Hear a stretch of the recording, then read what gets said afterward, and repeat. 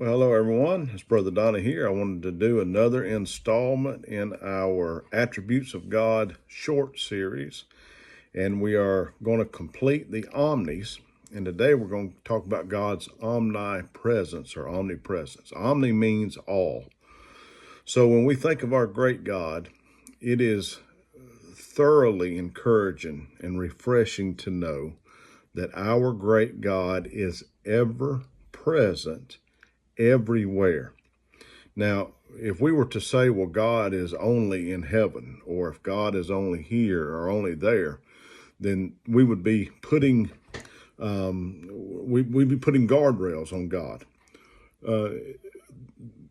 I remember when I come to realize that our great God, he exists outside of the same sphere as humans. Now, that doesn't mean that Holy Spirit's not in us and that, Christ is at the right hand of God. What I mean is God is in the heavenlies. God is in the eternals. That is outside what we would think of as space and time.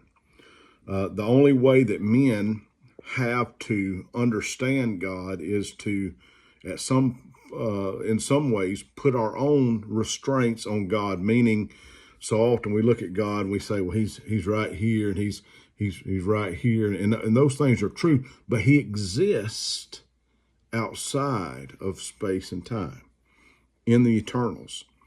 And yet, at the same time of him existing outside of space and time, he is ever present always. And that is comforting. There's some scriptures, and I got them on my computer screen. Proverbs 15:3 says, the eyes of the Lord are in every place, keeping watch on good and evil. Psalms 139:7 says, where shall I go from your spirit?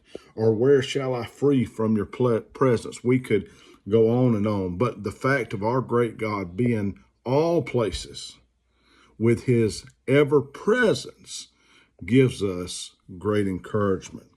That means that there's no place, number one, that we can hide from God.